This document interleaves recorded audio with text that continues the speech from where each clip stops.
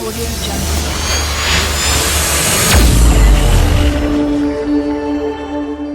Audio Jungle.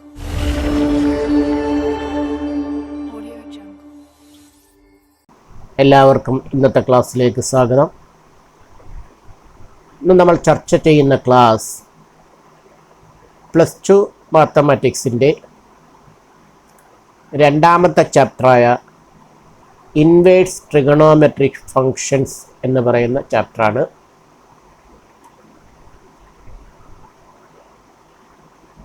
നമ്മൾ trigonometric functions പഠിച്ചിട്ടുണ്ട്. നമ്മൾ പഠിച്ച ട്രിഗണോമെട്രിക് ഫങ്ഷൻസിൻ്റെ ഇൻവേഴ്സ് ഫങ്ഷൻസ് ആണ് നമ്മൾ ഈ ചാപ്റ്ററിൽ ചർച്ച ചെയ്യുന്നത്. അപ്പോൾ നമുക്ക് ആദ്യം ട്രിഗണോമെട്രിക് ഫങ്ഷൻസിൻ്റെ ഗ്രാഫ് ഒന്ന് കണ്ടു നോക്കാം.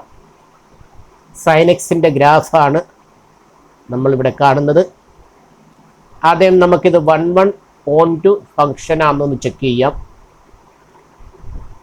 ഒരു ഫങ്ഷൻ്റെ ഗ്രാഫ് കിട്ടിക്കഴിഞ്ഞാൽ അത് 1:1 ആണെന്നൊന്ന് ചെക്ക് ചെയ്യാൻ ഫങ്ഷൻ ഡിഫൈൻ ചെയ്യുന്ന റേഞ്ചിൽ എക്സ് ആക്സിന് പാരലായിട്ട് വരയ്ക്കുന്ന ലൈൻ ഗ്രാഫിനെ ഒരു പോയിന്റിൽ കട്ട് ചെയ്യുകയാണെങ്കിൽ അത്തരം ഫങ്ഷൻസ് 1:1 ഫങ്ഷനും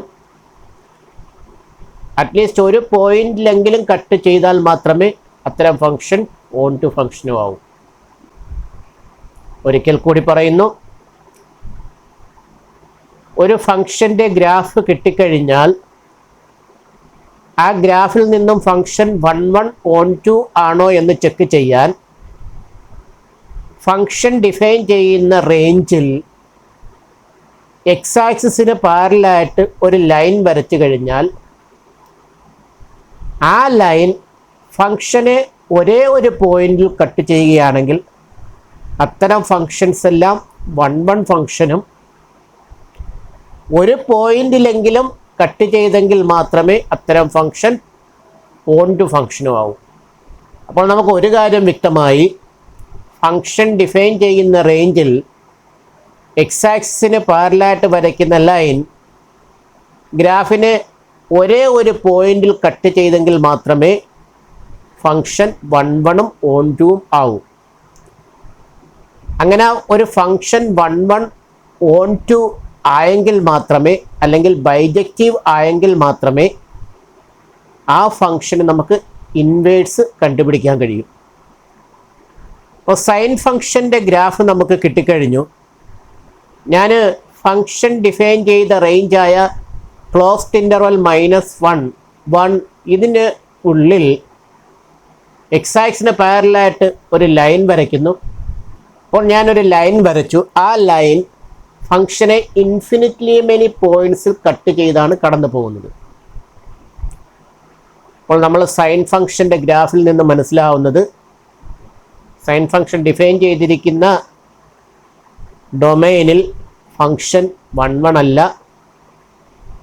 അതുകൊണ്ട് തന്നെ അതിന് ഇൻവേഴ്സ് കണ്ടുപിടിക്കാനും കഴിയില്ല. ഇനി നമുക്ക് കോസ് ഫങ്ഷൻ 1:1 ആണോ എന്ന് ചെക്ക് ചെയ്യാൻ കോസ് ഫങ്ഷൻ്റെ ഗ്രാഫ് എടുക്കുന്നു. ഇപ്പോൾ നമ്മൾ കാണുന്നത് കോസ് ഫങ്ഷൻ്റെ ഗ്രാഫാണ്. കോസ് ഫങ്ഷൻ ഡിഫൈൻ ചെയ്യുന്ന റേഞ്ചിൽ എക്സ് ആക്സിന് പാരലായിട്ട് വരച്ച ലൈൻ ഇവിടെയും ഇൻഫിനിറ്റ്ലി മെനി പോയിന്റ്സിൽ കടന്നു പോകുന്നുണ്ട്. അതുകൊണ്ട് തന്നെ കോസ് ഫങ്ഷനും 1:1 അല്ല. അതുകൊണ്ട് കോസ് ഫങ്ഷനും ഇൻവേഴ്സ് എക്സിസ്റ്റ് ചെയ്യത്തില്ല. അടുത്ത ഞാൻ ടാൻ ഫങ്ഷൻ എടുത്തു. ടാൻ ഫങ്ഷൻ എടുത്തപ്പോഴും നമുക്ക് കാണാൻ കഴിയുന്നത് ഫങ്ഷൻ ഡിഫൈൻ ചെയ്ത റേഞ്ചിൽ എക്സ് ആക്സിന് പാരലായിട്ടൊരു ലൈൻ വരച്ചപ്പോൾ ആ ഗ്രാഫിൻ്റെ ഇൻഫിനിറ്റ്ലി മെനി പോയിന്റ്സിലൂടെ കട്ട് ചെയ്തു പോകുന്നു. അതുകൊണ്ട് ടാൻ ഫങ്ഷനും 1:1 അല്ല. അതുകൊണ്ട് തന്നെ അതിനും ഇൻവേഴ്സ് എക്സിസ്റ്റ് ചെയ്യത്തില്ല. അടുത്തത് കൊസീക് ഫങ്ഷൻ എടുക്കുന്നു. കൊസീക് ഫങ്ഷനെ ഡിഫൈൻ ചെയ്യുന്ന റേഞ്ചിൽ എക്സ് ആക്സിന് പാരലായിട്ട് വരച്ച ലൈൻ ഇവിടെയും ഇൻഫിനിറ്റ്ലി മെനി പോയിന്റ്സിലൂടെ കട്ട് ചെയ്തു പോകുന്നത് കൊണ്ട് കൊസീക് ഫങ്ഷനും 1:1 അല്ല. അടുത്ത സീക്ക് ഫംഗ്ഷൻ നോക്കാം.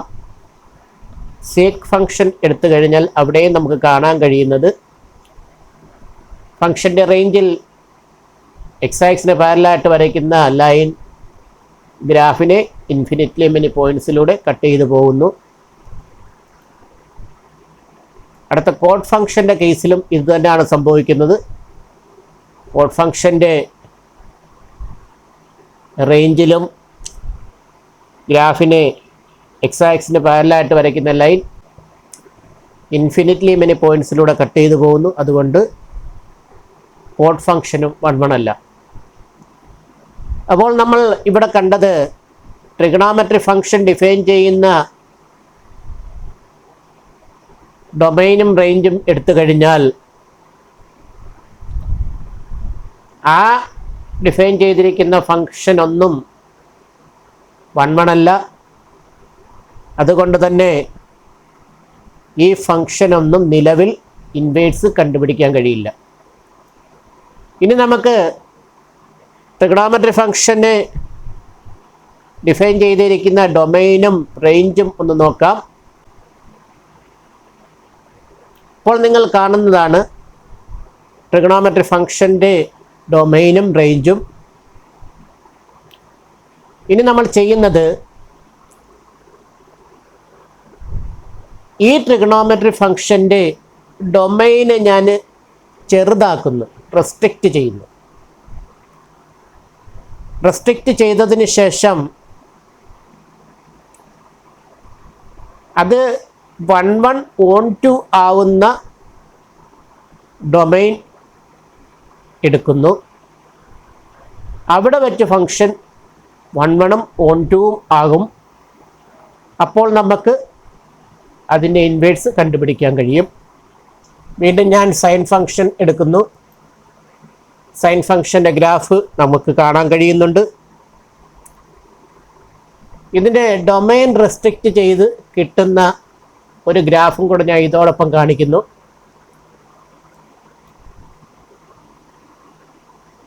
അപ്പോൾ നമുക്ക് -π/2 മുതൽ π/2 വരെ ഗ്രാഫ് സ്വല്പം കൂടി തിക്കായിട്ട് കാണിച്ചിട്ടുണ്ട്. അതായത് ഞാൻ സൈൻ ഫംഗ്ഷൻ്റെ ഡൊമൈനെ -π/2 +π/2 എന്ന ഇൻ്റർവെല്ലിലേക്ക് ചുരുക്കി. അങ്ങനെ ചുരുക്കി കഴിഞ്ഞാൽ എന്ത് സംഭവിക്കുന്നു നമുക്കൊന്ന് നോക്കാം. ഈ ഡൊമൈനെ റെസ്ട്രിക്റ്റ് ചെയ്ത് -π/2 +π/2ലേക്ക് ഞാൻ അതിനെ മാറ്റിയിട്ടുണ്ട്. അതിനുശേഷം ഞാൻ ആ ഡൊമൈൻ ഒന്ന് കാണിക്കുന്നു. അപ്പോൾ ഇവിടെ വെച്ച് നമുക്ക് ഫംഗ്ഷൻ 1 1 on 2 ആണെന്ന് ചെക്ക് ചെയ്യാം. ഞാൻ അത് ഡിഫൈൻ ചെയ്തേക്കുന്ന റേഞ്ചായ -1 1 എന്ന് പറയുന്ന ക്ലോസ്ഡ് ഇൻ്റർവെല്ലിന് കറസ്പോണ്ടിങ് ആയിട്ട് എക്സ് ആക്സിന് പാരലായിട്ടൊരു ലൈൻ വരയ്ക്കുന്നു. ഈ ലൈൻ വരച്ചു കഴിഞ്ഞാൽ അത് ഒരേ ഒരു പോയിന്റിൽ മാത്രമാണ് കട്ട് ചെയ്യുന്നത്. ഇനി ഏത് ലൈൻ -1നും 1നും ഇടയ്ക്ക് എക്സ് ആക്സിന് പാരലായിട്ട് വരച്ചാലും ഈ ഗ്രാഫിനെ അത് ഒരേ ഒരു പോയിന്റിൽ മാത്രമേ കട്ട് ചെയ്യൂ. അപ്പോൾ ഈ ഡൊമൈനും റേഞ്ചും എടുത്തു കഴിഞ്ഞാൽ സൈൻ ഫംഗ്ഷൻ 1 1 ആയിരിക്കും, on 2 ആയിരിക്കും. അവിടെ വെച്ച് നമുക്ക് സൈൻ ഫംഗ്ഷൻ്റെ ഇൻവേഴ്സ് കണ്ടുപിടിക്കാൻ കഴിയും. അപ്പോൾ sine function defined from closed interval -π/2 π/2 to closed interval -1 1 എടുത്തു കഴിഞ്ഞാൽ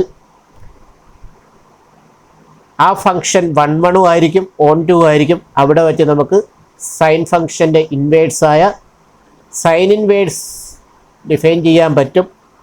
സൈൻ ഇൻവേഴ്സ് നമുക്ക് കിട്ടുന്നത് sine inverse from closed interval -1 1 to closed interval -π/2 π/2 ആയിരിക്കും.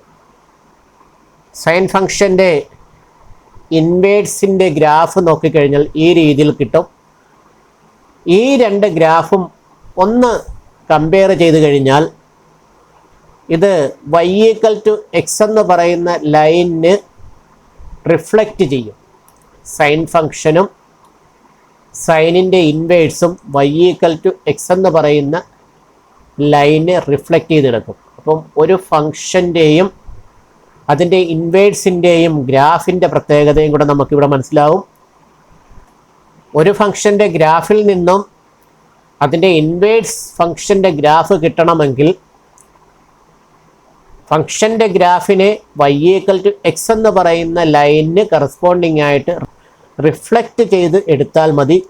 അങ്ങനെ റിഫ്ലക്റ്റ് ചെയ്ത് കിട്ടുന്ന ഗ്രാഫ് ഏതൊരു ഫംഗ്ഷൻ്റെയും ഇൻവേഴ്സ് ഫംഗ്ഷൻ്റെ ഗ്രാഫ് ആയിരിക്കും. ഞാൻ കോസ് ഫംഗ്ഷൻ്റെ ഗ്രാഫ് വീണ്ടും എടുക്കുന്നു. കോസ് ഫംഗ്ഷൻ ഡിഫൈൻ ചെയ്തേക്കുന്ന റേഞ്ചായ ക്ലോസ്ഡ് ഇൻ്റർവൽ -1 1ന് ഉള്ളിൽ എക്സ് ആക്സിന് പാരലായിട്ട് വരയ്ക്കുന്ന ലൈൻ വീണ്ടും ഒന്നെടുക്കുന്നു. അപ്പോൾ നമുക്ക് കാണാൻ കഴിയും അങ്ങനെ കിട്ടുന്ന ലൈൻ ഗ്രാഫിനെ ഇൻഫിനിറ്റ്ലി മെനി പോയിൻറ്റ്സിലൂടെ കട്ട് ചെയ്ത് പോകുന്നു. ഇവിടെയും ഞാൻ കോസ് ഫംഗ്ഷൻ്റെ ഡൊമൈന് ഒന്ന് ചുരുക്കിയെടുക്കുകയാണ്, റെസ്ട്രിക്റ്റ് ചെയ്യുകയാണ്. കിട്ടുന്ന കോസ് ഫംഗ്ഷൻ്റെ ഗ്രാഫ് ഇവിടെ ഒന്ന് കാണിച്ച് ഇപ്പം നമുക്ക് കാണാൻ കഴിയുന്നുണ്ട്. ഈ എക്സിൻ്റെ വാല്യൂ 0 മുതൽ എക്സിൻ്റെ വാല്യൂ π വരെ എടുത്തു കഴിഞ്ഞാൽ ആ ഇൻ്റർവെല്ലിൽ ഫംഗ്ഷൻ 1 1 ആയിരിക്കും. അത് നമുക്ക് ഇപ്പോൾ ക്ലിയർ ആവും. ഞാൻ കോസ് ഫംഗ്ഷൻ്റെ ഗ്രാഫിനെ 0 മുതൽ π വരെയുള്ള ഇൻ്റർവെല്ലിലേക്ക് ചുരുക്കിയെടുത്തു. അപ്പോൾ നമുക്ക് കിട്ടുന്ന ഗ്രാഫ് ഇതാണ്.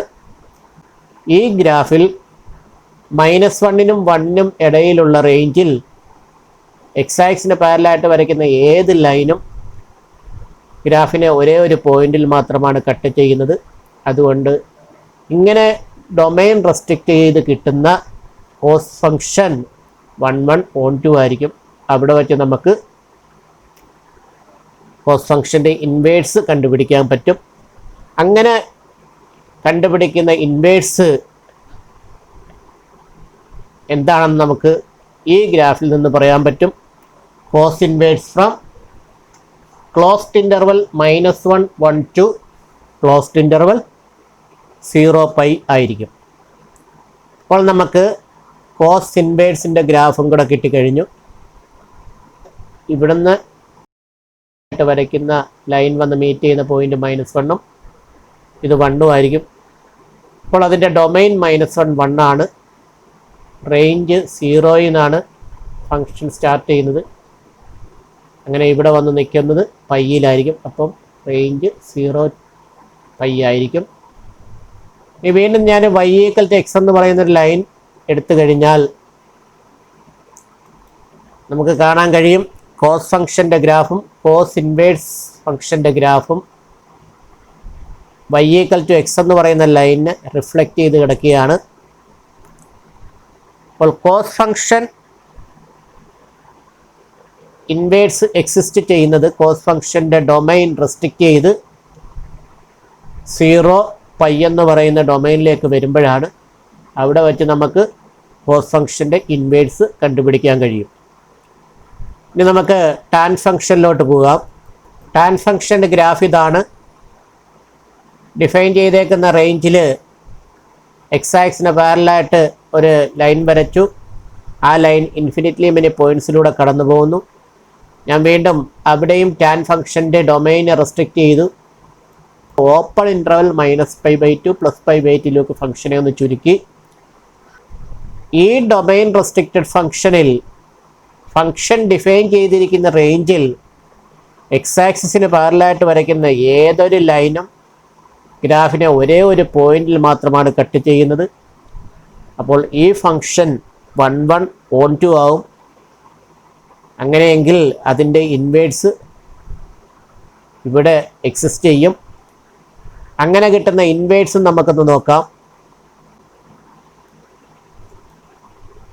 ആ പച്ച കളറിൽ വരുന്ന ഗ്രാഫാണ് ടാൻ ഫംഗ്ഷൻ്റെ ഇൻവേഴ്സിൻ്റെ ഗ്രാഫ്.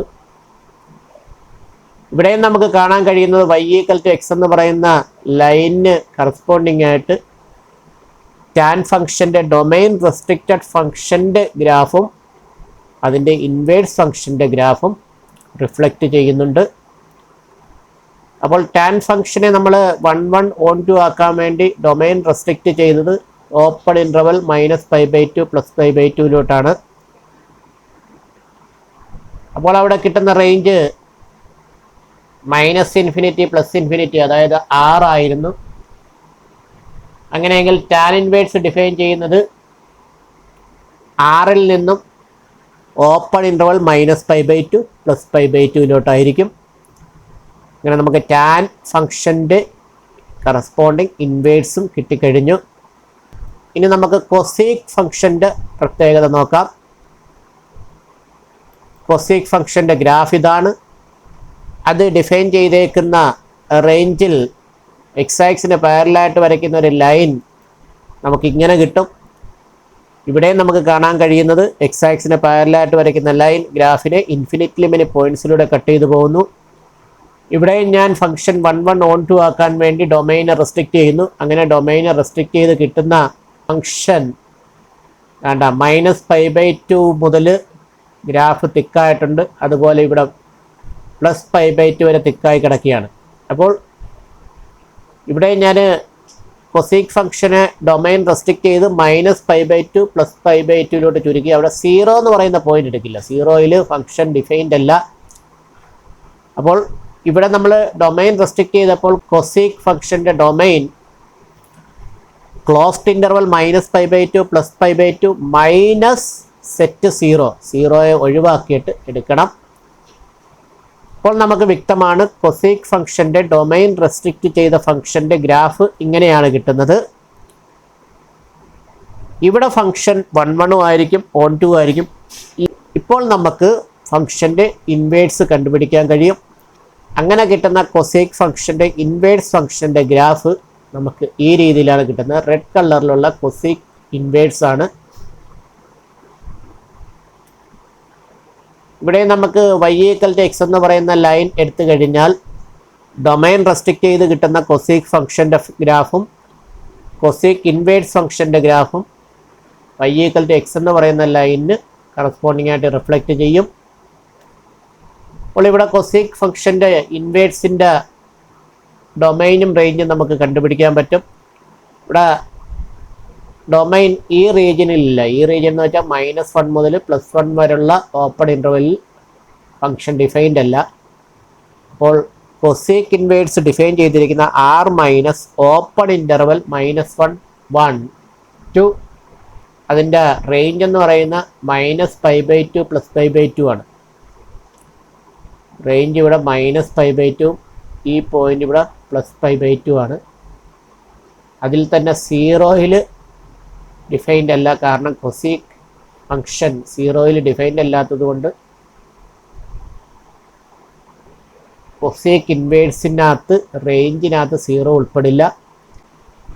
അപ്പം കൊസീക് ഇൻവേഴ്സ് എന്ന് പറയുന്നത് cosec inverse from R- open interval -1 1 2 closed interval -π/2 +π/2 minus set 0 എന്ന് കിട്ടും. ഇനി നമുക്ക്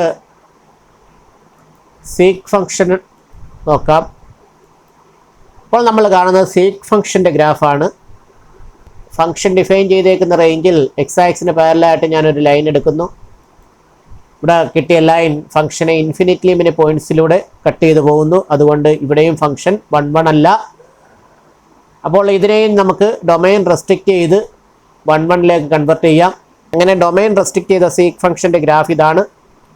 ഇവിടെ ഫംഗ്ഷൻ ഡിഫൈൻ ചെയ്തേക്കുന്ന റേഞ്ചിൽ എക്സ് ആക്സിന് പാരലായിട്ട് വരയ്ക്കുന്ന ഏതൊരു ലൈനും ഫംഗ്ഷനെ ഒരേ ഒരു പോയിന്റിൽ മാത്രമാണ് കട്ട് ചെയ്യുന്നത്. അതുകൊണ്ട് ഈ ഫംഗ്ഷൻ 1 1 on 2 ആണ്. ഇവിടെ വെച്ച് നമുക്ക് ഇൻവേഴ്സ് കണ്ടുപിടിക്കാൻ കഴിയും. അങ്ങനെ കിട്ടുന്ന ഇൻവേഴ്സ് ഫംഗ്ഷൻ്റെ ഗ്രാഫ് ഇതായിരിക്കും.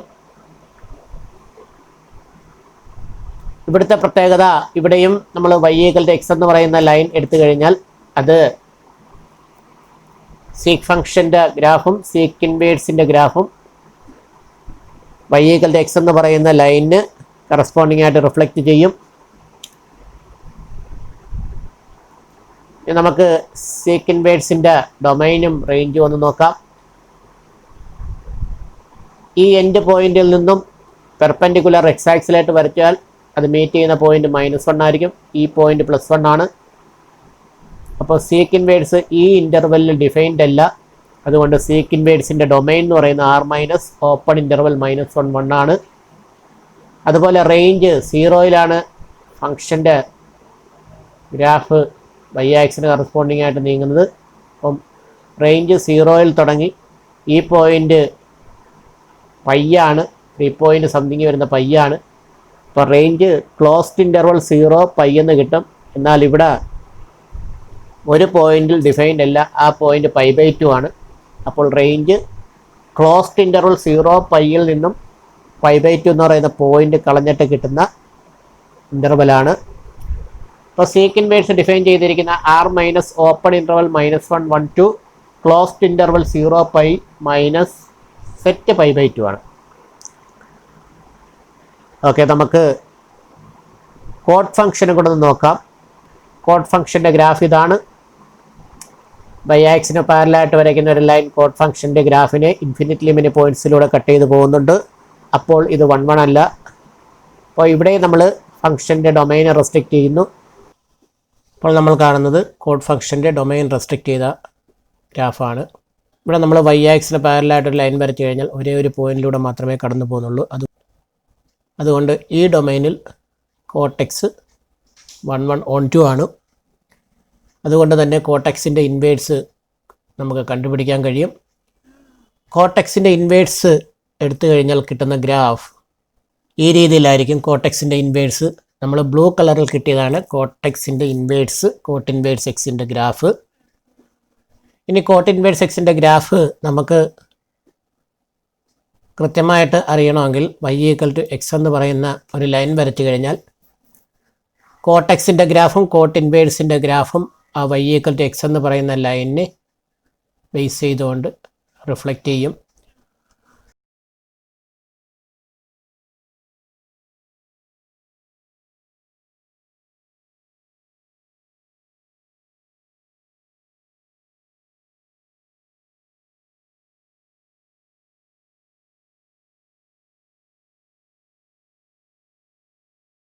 അപ്പോൾ നമുക്ക് എല്ലാ ട്രിഗണോമെട്രി ഫംഗ്ഷൻ്റെയും ഗ്രാഫും കിട്ടി.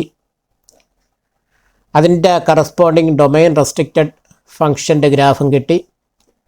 ആ ഡൊമൈൻ റെസ്ട്രിക്റ്റ് ചെയ്ത ഫംഗ്ഷൻ ഓരോ കേസിലും 1 1 on 2 ആയതുകൊണ്ട്, അതായത് ബൈജക്റ്റീവ് ആയതുകൊണ്ട്, അങ്ങനെ ഡൊമൈൻ റെസ്ട്രിക്റ്റ് ചെയ്ത ഓരോ ട്രിഗണോമെട്രിക് ഫംഗ്ഷൻസിനും ഇൻവേഴ്സ് എക്സിസ്റ്റ് ചെയ്തു. അങ്ങനെ കിട്ടിയ ഇൻവേഴ്സ് നമ്മൾ ഇവിടെ കണ്ടു കഴിഞ്ഞു. വീണ്ടും നമുക്ക് ഇവിടെ ചർച്ച ചെയ്ത പോയിന്റിലേക്കൊന്ന് പോകാം. ഒരു ഫംഗ്ഷന് ഇൻവേഴ്സ് എക്സിസ്റ്റ് ചെയ്യണമെങ്കിൽ ഫംഗ്ഷൻ 1 1 on 2 ആയിരിക്കണം, അതായത് ഫംഗ്ഷൻ ബൈജക്റ്റീവ് ആയിരിക്കണം. ഫംഗ്ഷൻ ബൈജക്റ്റീവ് ആണെങ്കിൽ മാത്രമേ അത്തരം ഫംഗ്ഷൻസിന് ഇൻവേഴ്സ് എക്സിസ്റ്റ് ചെയ്യൂ. രണ്ടാമത് നമ്മൾ ചർച്ച ചെയ്ത പോയിന്റ്, സാധാരണ നമ്മൾ ഡിഫൈൻ ചെയ്യുന്ന ട്രിഗണോമെട്രിക് ഫംഗ്ഷൻസ് ഒന്നും 1 1 ഫംഗ്ഷൻ അല്ല. അപ്പോൾ അത്തരം ഫംഗ്ഷൻസിനൊന്നും ഇൻവേഴ്സ് എക്സിസ്റ്റ് ചെയ്യത്തില്ല. മൂന്നാമത്തെ പോയിന്റ്, ട്രിഗണോമെട്രിക് ഫംഗ്ഷൻസിൻ്റെ ഇൻവേഴ്സ് കണ്ടെത്തുന്നതിനായി ആദ്യം നമ്മൾ ട്രിഗണോമെട്രിക് ഫംഗ്ഷൻസിനെ 1 1 ആക്കുന്നതിന് വേണ്ടി ഓരോ ട്രിഗണോമെട്രിക് ഫംഗ്ഷൻസും എടുത്ത് ഡൊമൈൻ റെസ്ട്രിക്റ്റ് ചെയ്ത് അതിനെ 1 1 എന്ന രൂപത്തിലേക്ക് കൺവെർട്ട് ചെയ്തു. നാലാമത്തെ പോയിന്റ്, ഡൊമൈൻ റെസ്ട്രിക്റ്റ് ചെയ്ത് കിട്ടിയ 1 1 on 2 ട്രിഗണോമെട്രിക് ഫംഗ്ഷൻസിനെ ഓരോന്നിനെയും എടുത്തിട്ട് അതിൻ്റെ ഇൻവേഴ്സ് നമ്മൾ ഡിഫൈൻ ചെയ്തു. അപ്പോൾ ഇത്രയും കാര്യങ്ങളാണ് ഈ ക്ലാസ്സിൽ നമ്മളിവിടെ ചർച്ച ചെയ്തത്.